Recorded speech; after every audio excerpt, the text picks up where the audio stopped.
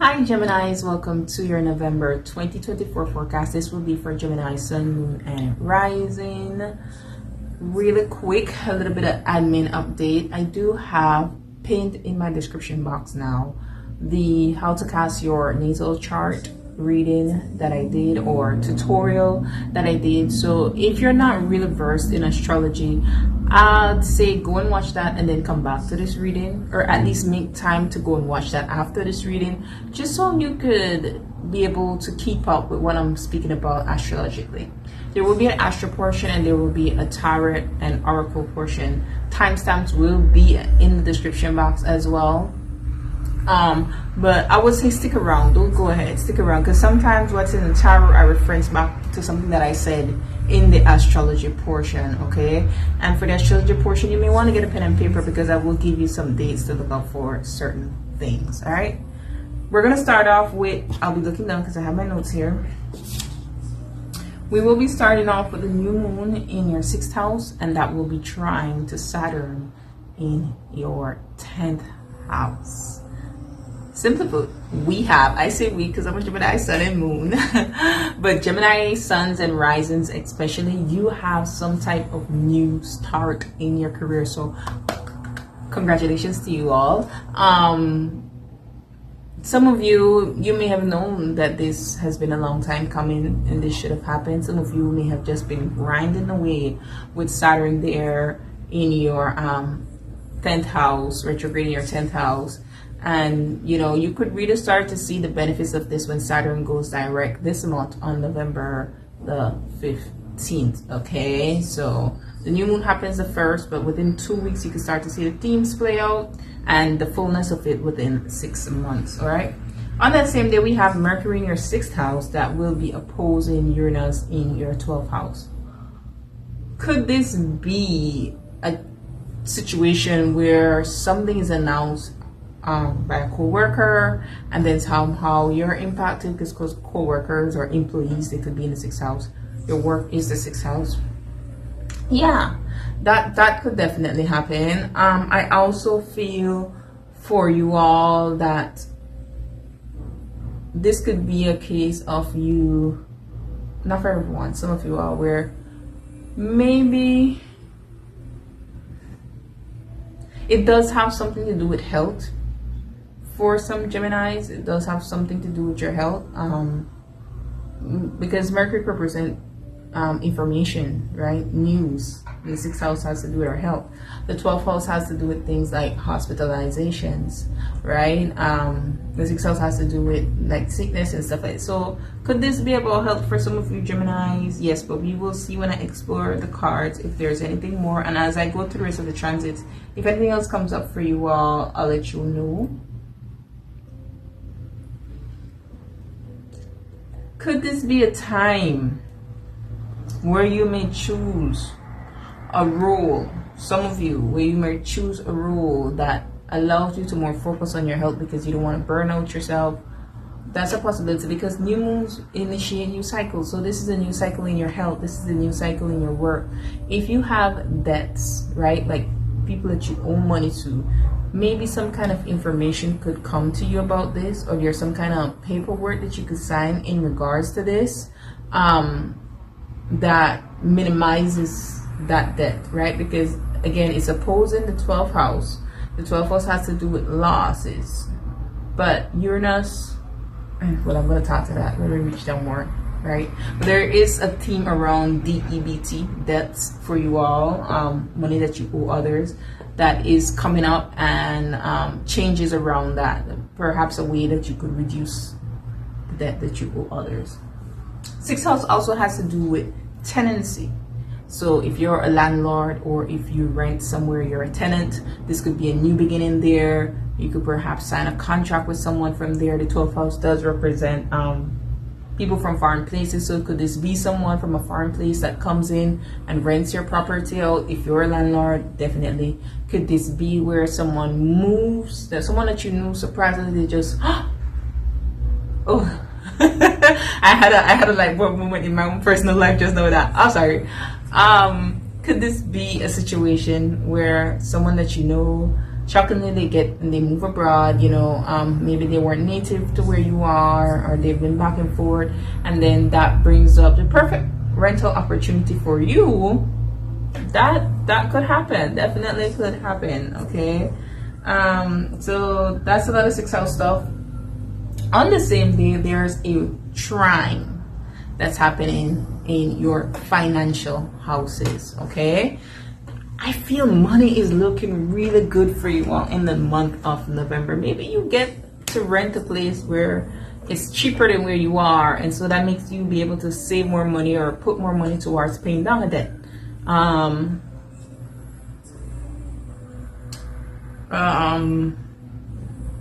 So it's your 2nd house. Mars there in your 2nd house at 29 degrees. Mercury there at 29 degrees in your 6th house, and then Neptune there in your 10th house.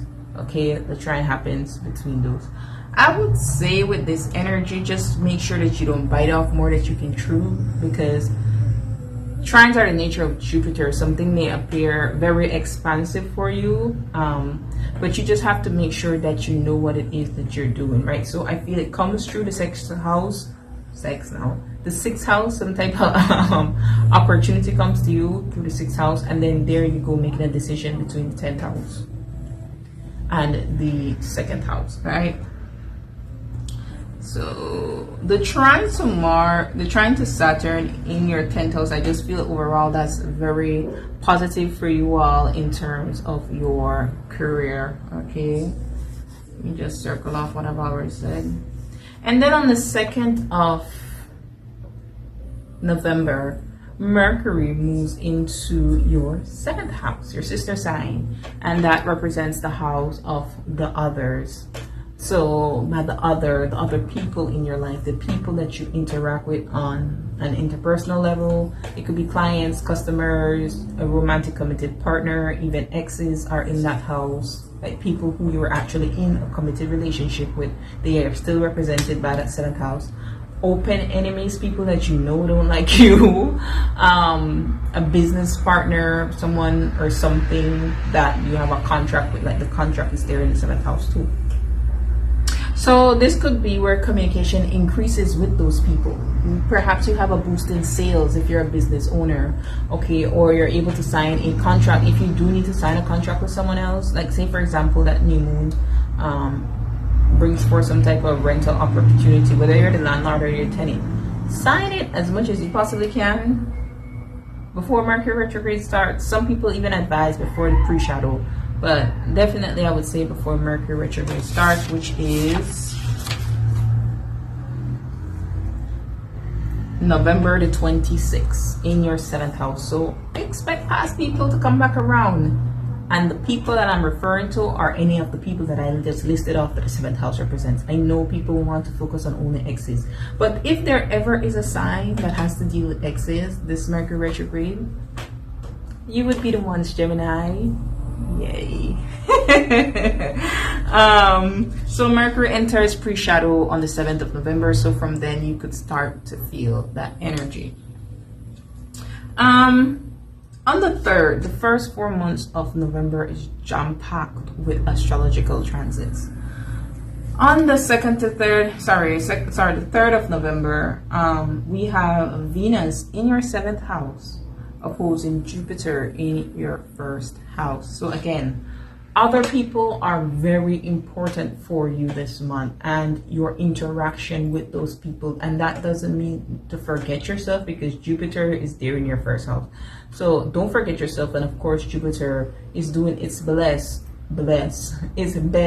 to protect you and bless you while it's transiting your 1st house. If you're between, I would say 15 to 25 degrees of Gemini or Gemini, not Sagittarius, because I'm talking about Geminis. Of Geminis, then this energy directly involves you because you're more conjunct, you're closer to where transit is happening. And it doesn't have to be bad at all. It could be the other person is experiencing some type of financial blessings, or maybe you're the one who's experiencing type of financial blessings, but the person represented by the seventh house, they want to just have fun with it, you know, have a little bit of enjoy a little bit of luxurious time with you, or moment with you. It could be someone from the seventh house that is blessing you with something financially, and you're in the first house. You have to think about how it is that you're going to invest this, where it's beneficial for you more long term. Now, some of you may want to, and this is maybe just a little small smidge of you, maybe some of you may want to take that and splurge a little bit. Go do your hair, go do your nails. If you're a guy, you may want to get a haircut. I don't know, buy some Jordans, whatever it is that you're into. Okay, but this is saying whatever comes of this, it's gonna be good because it's two benefic planets. I just feel like there has to be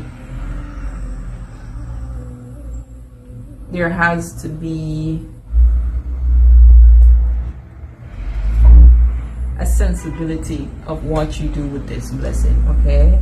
Especially since we have the new moon there, you know, like I said, some of you could be leveling up in your career, your finances could be improving, and you just want to be practical about what you're going to do with these blessings. Jupiter's blessings in your first house come to once every 12 years. So when it meets up with other benefic planets, you just want to, I feel like you should want to be wise about it, because Jupiter is a planet of wisdom, okay, and see how that could be some stepping stones to something greater for you. All right, clients could be blessing you. They could be giving you stuff at this time. Women, regardless of your gender, women could be great allies at this time for you all as well. Let's move on to the other transit that is happening that day on November the 3rd. Mars in your second house will oppose Pluto in your 8th house. Pluto is seen as a generational planet, and the 8th house is a house of shared resources. That could be taxes, inheritances, loans, your savings account that accrue interest, money that you share with a spouse or a business partner, money that you receive but you don't necessarily work for. Okay, so I feel like you could be blessed with some generational wealth here. For some of you, it may mean to cutting certain assets out or as a loss. Like, say for example, you own a property, and if you sell it, the Mars energy is a loss. It could bring in wealth for you, but that just means that you're letting go wealth for you and your children, right? Or a piece of land. It could bring in wealth for you all, but it just means that it's not an actual asset that you will have anymore. Okay, this could be a time when, can someone pass away with this transit for you in your 8th house? Because the 8th house is the house of death. Potentially, yeah, that could potentially happen. That is a natural part of life, right? And I'm a Scorpio rising, so that is not something taboo for me to talk about. If you want to reject that and not apply it to your life, you have free reign to do so. I'm just saying it could be a potential for some of you all. In Vedic astrology, the second house does represent some of the family members, so maybe that could be the case, right? Oppositions aren't always bad.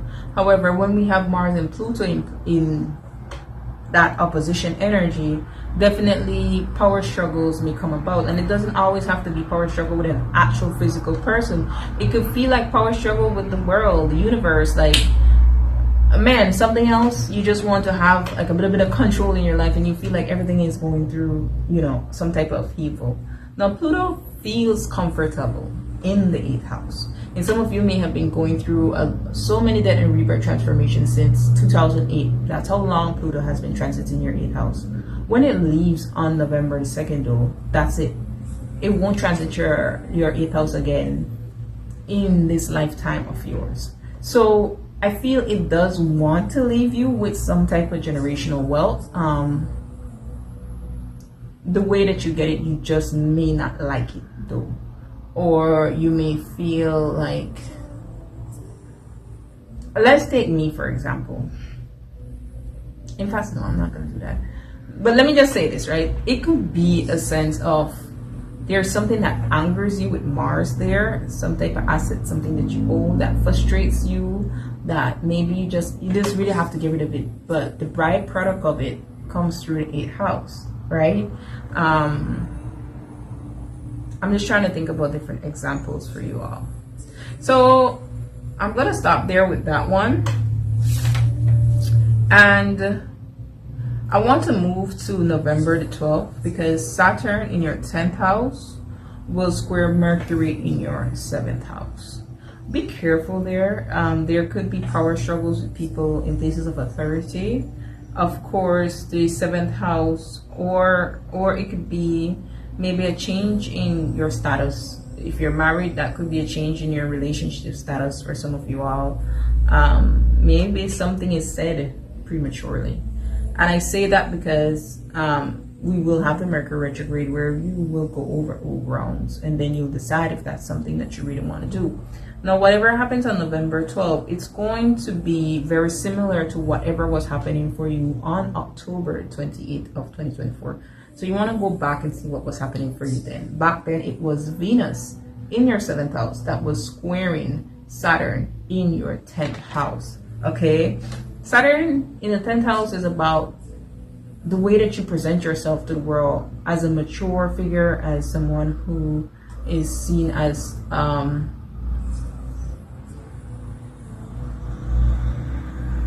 a visionary or a leader, someone that people looks up to know better and do better. Okay, so you may have been experiencing some type of tension from the people related to your 7th house while you're trying to be the embodiment of Saturn. I feel like when Saturn transits your 10th house, it's so public that you're put under a microscope to basically look at how it is that you perform under challenges. I know I've been going through it. I'm going through my Saturn return also, so it's like it's a whole whammy, right? And then there's people there in the 7th house who they're expecting more of you. They could be relying more on you. They could be wanting more from you. All right. So just remember that November 12th and October 28th may be connected. On November the 15th, we have a full moon in Taurus in your 12th house. Algo is a star of spiritual breakthroughs. Uranus is gonna activate Algo on the same day of that, because Uranus is retrograde, right? It's gonna activate Algo on the same day of that full moon in Taurus in your 12th house. And that full moon in Taurus is happening at a Piscean degree. It's happening at 24 degrees, which is a very psychic degree. It has to do with our subconscious mind. So pay keen attention to your dreams in the month of November. There could be insights into what is next that is coming up for you all. And, you know, this last few stints of Uranus in Taurus, make it count for you all, because soon you're going to be the one Geminis that is embodying Uranus energy when Uranus moves into your first house. All right, that's another generational planet that's going to affect you for many years to come that you won't see in another lifetime. Something I did forget is on November the 4th, Mars moves into your 3rd house. Be careful then when it comes to driving. The 3rd house does have to do with driving. Mars in the 3rd house could create some accidents. So just be vigilant on the roads. Don't try to get into any road rage type situations with other people, because other commuters, people in the community, neighbors, they are represented by the 3rd house, and they could be a bit volatile. Okay, especially on November the 20th.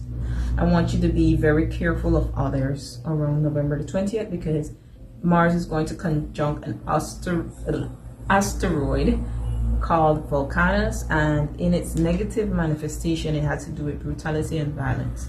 In its positive one, though, it's like embodying that masculine energy. So be careful of burnout as well. Don't push yourself to do too much.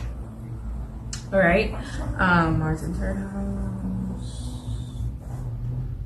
I'm just making sure I'm covering everything here. On March the 15th, no, that date might be significant for somebody. Go check back in your camera roll or your emails. But on November the 15th, we do have the full moon in Taurus as well as Saturn going direct in your 10th house. So, phew, all that stress, that trials, that tribulations, being under the microscope. I mean, you're not finished with being under the microscope, but you're gonna feel like there's more free reign, like you have more free will now as opposed to when Saturn was there. A lot of Geminis may have been dealing with legal battles, having to deal with things that are private becoming more public, and this isn't really gonna end for you. Because we have the North Node moving next into your 10th house. So the way you present yourself to the world, gosh, this is 20 minutes in. The way you're presenting yourself to the world, Gemini, it's going to change over the next few years, okay? And that's why Saturn has been doing what it's been trying to do to make you mature, to make you responsible.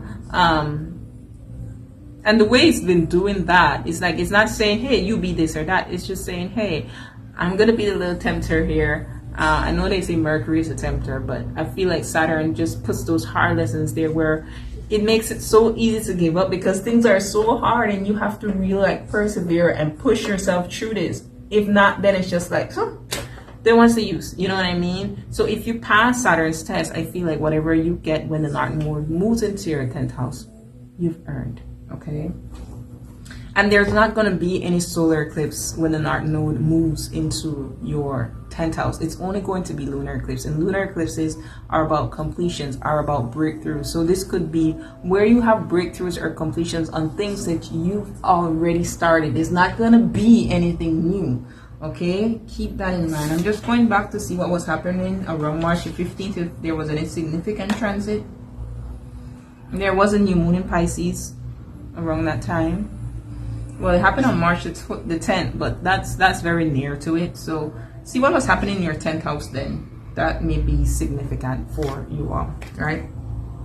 Anything else? Anything else? I mean, there's more that's happening in the rest of the month, but that's all I had to say. So 22 minutes in, let's move on into your tarot portion. Don't forget to like, share, and subscribe. Gemini, this is your tarot portion. Let's just pull out your oracle cards. We're also going to look into love, career, finance, friendships, external environment, influence, and one good thing that is happening for you in the month of November 2024. New moon in Scorpio, spiritual oracle for Gemini, Sun, Moon, Rising.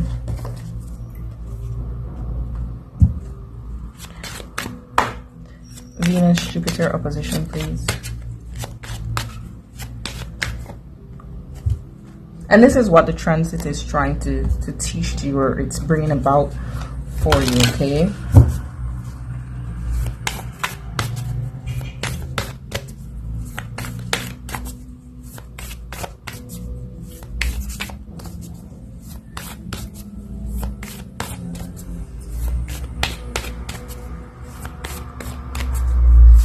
Pluto, Mars opposition, please.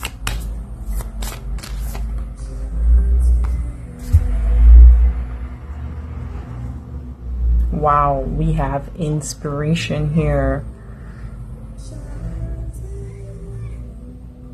I'm looking at the bees. That's the first thing that stands out to me, because the 6th house is a house of, you know, working a lot. And that's what I was saying. There could be this energy with the trine to Saturn here, where you may want to start work smarter, not harder. You want to avoid burnout. So if you have a look at the astrology portion, I would suggest that you do, because this very much ties in with that. But something you're going to get an idea about too. Perhaps you're going to act on it when Mars moves into Leo in your 3rd house on November the 4th. You're going to start acting on it then. But you won't really see the blessings of that until probably April, because Mars is going to go retrograde. Like every single sign for the past 3 or 4 signs has been getting scarcity for the Venus-Jupiter opposition. And it makes sense, because Venus and Jupiter is too benefic, and they want you to access abundance. They want you to access, you know, things that should be your birthright. And so Jupiter, being the generational planet that it is trying to remove, you see this elder behind her, is trying to remove some of the programming that has been instilled in us from our family, and it's trying to say their ceiling should never be your ceiling. Okay, you can achieve more, whatever that more means for you. You can go for more. All right. And Pluto, wow, Pluto Mars opposition, past life, present power, the many spiritual faces of you. So when Uranus, mind you, Uranus is trine Saturn. Sorry, not Saturn. Uranus is trine Pluto in Capricorn. Okay, so that's your 8th house and your 12th house. So those are spiritual gifts, things that we it's not inhabit, what's the word? Inherit. Inhabit. Some of you, maybe that has to do with a place of living. Some of what you inherit spiritually and karmically from the people in your life. And also think about the 6th house and the 12th house axis being karmic houses as well, karmic debt houses. So some of you all, with this new moon and full moon, you could be clearing old karma. Definitely.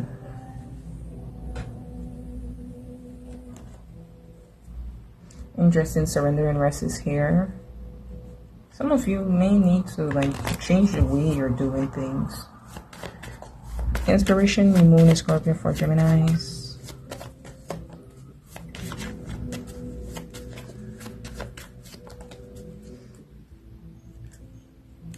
Scarcity, Venus Jupiter opposition for Geminis. Dreams. I feel what it is that you want, you know, the dreams that you've had for your life, you can have it. You just have to believe in it. And something I've been doing personally, and I mentioned this to Virgos, check out the High Frequency Guru YouTube page. She has some powerful subliminals, and man, do I see how those have been working when it comes to reprogramming my mind. Okay, like in real time, I'm seeing how those things have been working out. So perhaps that's what some of you all need to do, especially if you have 3rd house and 9th house placements. We have gaslighting. Yeah, and hard work. Why are you gaslighting yourself into working hard? I know that's what this energy is about. I felt it. There's a lot here for you all about your past life though. Okay, so maybe you might need to do a past life reading. I personally do not offer past life readings. I was hoping to get the deck for it, but I haven't just quite yet.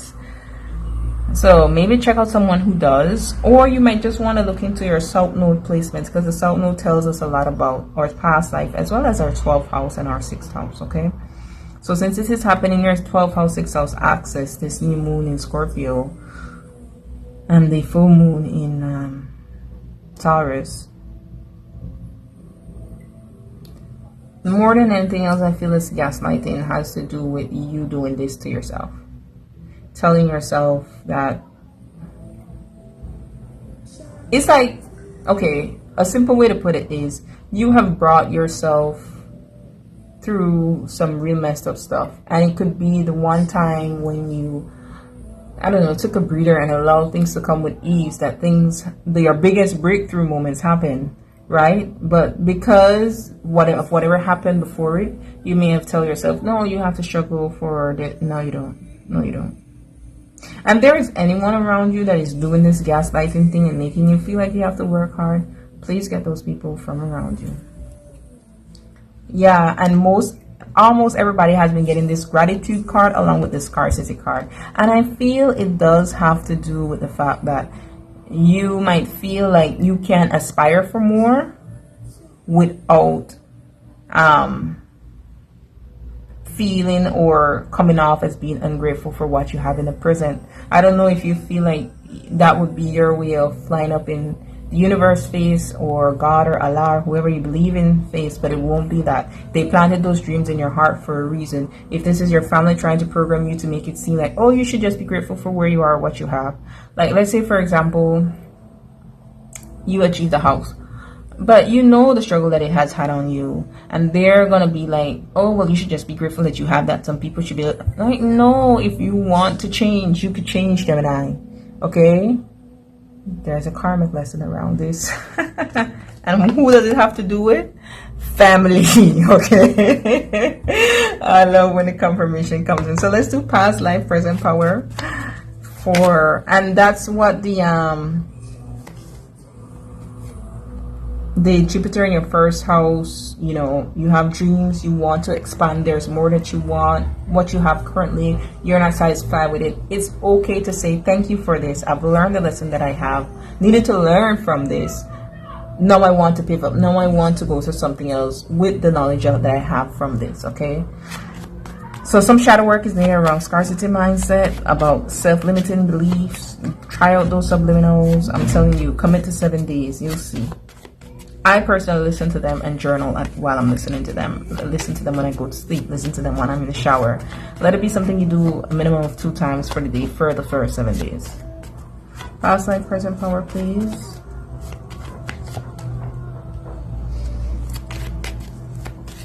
Past life, present power, please. Ooh.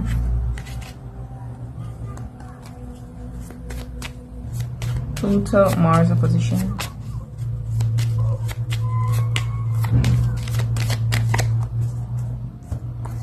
We have free will, and I told you that. I said when Saturn goes direct, you have free will then. Okay, if I didn't say it in this tarot portion, I definitely said it in the astrology portion, so go look at it. And assistance. So I'm going to run out this deck. We have heartbreak, which wanted to jump out. Codependent here. Yeah, and I saw a new perspective, karmic person, and there goes ancestors too. So if a relationship ends, please understand that is divine timing that is playing out for some of you all here. Perhaps your free will is being infringed upon a little bit here by spiritual assistance. And it may seem like heartbreak at first to you, but trust me, it is not. So let's go to love and see what that is about. Oh, let me read that very quickly. Yeah. Could be in regards to love. Knight of Cups. That was in the wrong deck.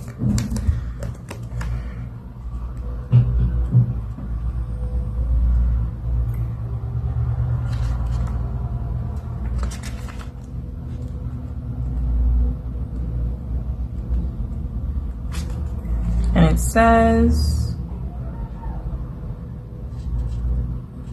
you are currently integrative past life abilities, and you are guided by the oracle of past life present power to be open to shifting internally and in your experience of your own levels of power and spiritual ability. Yeah, y'all gonna be tapping into some spiritual gift. And you know, I didn't even mention this, but when Pluto moves into Aquarius in your 9th house, Geminis, this is going to be a profound transformational time for you all. Okay, especially if you have any placements in Gemini within the first 4 to 5 degrees, you immediately get that trine energy. Okay, your spiritual philosophy or beliefs may be changing. 9th house, and like I said, in 3rd house, they have a lot to do with affirmations for me and reprogramming the mind. So this is a great time to do so. Talent is no. Talents and abilities. Powers wish to be restored to you now from past incarnations. This will help your path. Oh my gosh, that's funny. This oracle brings specific guidance that some of these past gifts are from other incarnations are associated with ancient Egypt and civilizations connected with ancient Egypt, earthly and beyond, including Samsara civilizations such as Sirius and the Pleiades. Look for the symbols, books, crystals, or colors that interest you and pay attention to your dreams. It is helpful to be conscious of any issues around the past life skills that returning to you now. You will become aware of them so that they can be acknowledged, accepted, and released. Wow. As with all spiritual instruction contained in this oracle as a whole, the Lady Isis will watch over you and assist with the process once you ask her in unconditional love. Wow. Some of you have healing abilities from past life. You were a seer in a past life. Okay. Very, very interesting. Love, please. What's in love? What's next in love for Geminis in 2024? November 2024. Career and finance. Friendship and their external environment. Friendship wounds are trying to be healed for you all with Chiron and the North Node there in your 11th house. There could be new people that's coming into your life. And the good thing that's happening for them in November of 2024. Clear, concise, and accurate messages always. We have Chariot. A Cancer may be significant, doesn't have to be. But this, for me as a reader, is becoming more balanced within yourself, knowing what it is that you want and how to move forward. Now, this could be a romantic partner who becomes very serious about you and what they want and come forward towards you. We will clarify. Career and finance, we have the Page of Swords. So getting insights, this could be intuitively speaking, or this could be like actual physical information. Getting like seeing the right thing, hearing the right thing, something being sent to you, communicated to you. Friendships, we have the Nine of Wands, which normally represents, and the external environment, normally represents some kind of struggle, okay, but persistent nonetheless. Could this be something that you need to give up on? We will see. And in my head, I just heard, find out on the next episode of Dragon Ball Z. Oh my goodness. Then we have the Four of Wands in this one.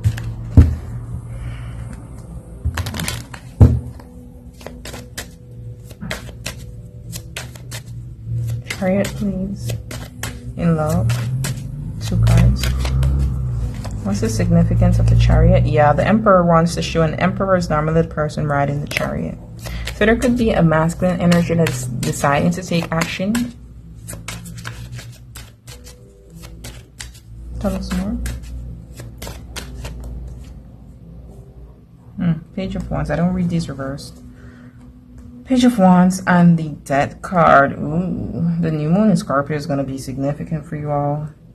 There's going to be a new opportunity in love. Could some of you be conceiving within the next 6 months of this? It seems there's a possibility. Especially if you have Cancer in your big 3. Because this person is expecting, this person has a baby. Ooh. And then we have the 2 of Cups after that with the High Priestess. There could be someone who their desire is that for you next. Like they want to have a family with you or you with them. And that drives them to communicate. The Page of Wands could represent communication. Tell us more about the communication energy with the Page of Wands. Yeah, Spirit just confirmed it with the communication card. The 8 of Wands. So expect to hear from someone. All right. They may ask you out on a date here. It is the Emperor. Yeah. Whoever is a masculine in this situation could be someone you have children with. Because look at these 2 cards. Or like I said, they see you as a person to have children with. All right. So just be mindful there that there is communication that is coming in for you in love. For some of you, if you're already in a relationship, that could be your partner saying, hey, I have an idea. Let's go to the next phase of our relationship. Let's have a child. Tell us more about the Page of Swords, please. Career and finance. The 4 of Cups. Some of you, you've become very bored or weary of what you're doing currently in your current role. And we have the 3 of Swords with the 2 of Pentacles. Could this be for some of you all a release of some sort from a job? Maybe. Whether it's you leave them or they leave you, like release you, like fire you. But I feel it's more so to push you into what it is that you're meant to do. For some of you, yeah, the World card, the Ace of Pentacles, like that cycle ends and something new is presented to you here. I feel financially you're going to be protected even if that happens. Let me get one more on the Three of Swords, please. The Queen of Swords here. Some of you, this could have been something from the past that happened. And Chariot again, there's this success energy that is surrounding you. Yeah, you just need to embody a different level of confidence now. For some of you, this is you licking your wounds from the past when it comes to past relationships, work relationships, like career stuff. Maybe you didn't have really good co-workers. But what is the Four of Cups? Because I feel like there's something that is coming in now. You may just not want to take that energy into the new with you. Yeah, Nine of Cups, something that you more desire is aligning now with you. But maybe you've been programmed to have this energy of competition, especially with Scorpio energy there in your 6th house, not knowing who it is that you trust. But there goes that inspiration with the Knight of Wands. We saw that inspiration card with the new moon in your 6th house. So I feel you're going to get fired up again. All right. Why is the Nine of Wands here with friendships and external environment? If you've been struggling when it comes to making friends, struggling with a friend, or just you feel like things around you have put you under pressure, let's see what Spirit has to say about that. Yeek. 5 of Swords. Some of you, you're dealing with someone who's an energy vampire with the 7 of Pentacles here. Very emotionally manipulative here. Temperance. Yeah, people who take more than they give. If someone is trying to reconcile with you friendship-wise, I don't know if it's trustworthy. Tell me more about this Temperance energy. Because Temperance could be about things being healed.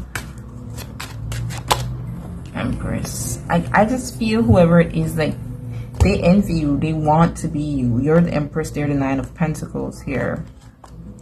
It could have to do with them wanting the male gaze. Hate to say like that. Or the praise. Okay. If this isn't friendship and this is something to do like within your external environment that you've been dealing with, this is Temperance. What are they looking at here with this 5 of Swords energy? What will this person do with this 5 of Swords energy? 3 of Wands. I feel like they're gonna give up. 10 of Wands here, Page of Swords. Yeah, 6 of Swords, the Magician. I feel like they're gonna give up. I feel like they've been waiting. The 9 of Wands could be the struggle that they've been trying to have. Keep up this petty battle with the 5 of Swords with you. And, you know, them just realizing you're the Empress. You're always gonna be the Empress. It makes no sense. It makes no sense. Again, it could be over someone's affection. But it makes no sense for them to continue because they're never going to get that win that they've been waiting on. Let me use this. Give me an outcome of this situation, Spirit. What's the outcome of this situation, please? For Gemini. 6 of Pentacles here. And then there goes the 9 of Pentacles. Is this a peace offering? There goes the 3 of Wands again. 9 of Cups, 10 of Cups. Or this could be the peace offering, the win from Spirit. Okay? It seems this is a win from Spirit here. Being able to, yeah, Queen of Cups and the Temperance, being able to have more peace in your life. Somehow this person, how does the 5 of Swords move into that 6 of Swords energy?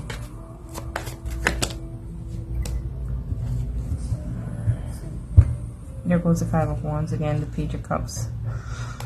Maybe they give you an apology, or even if they don't say it, like they successfully bow out somehow. Whoever this person was that was trying to create some type of tension in your life here.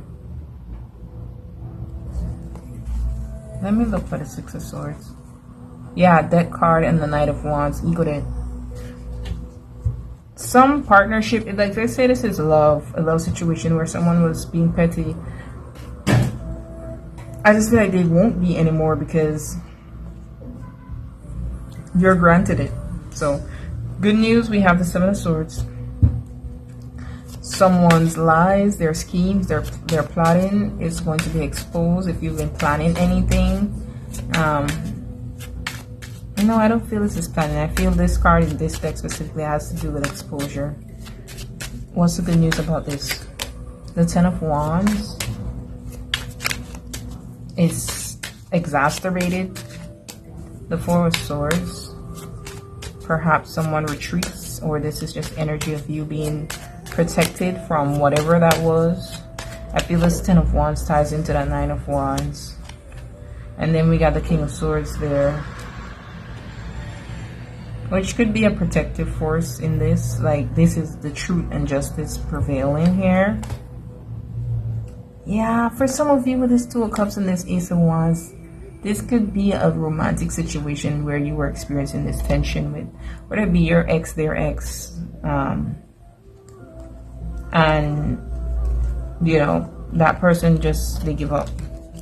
Seven of Cups, the Lovers, they give up somehow.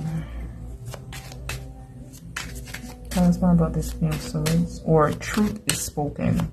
Like someone finally unburdens themselves. Yeah, there it is, confirmation. I don't even need to say anything anymore. Ace of Swords, truth is spoken. So I think I might call that reading this reading that. But okay, Geminis, don't forget to like, share, and subscribe. Booking information is in the description box below as well. And until next time, be blessed.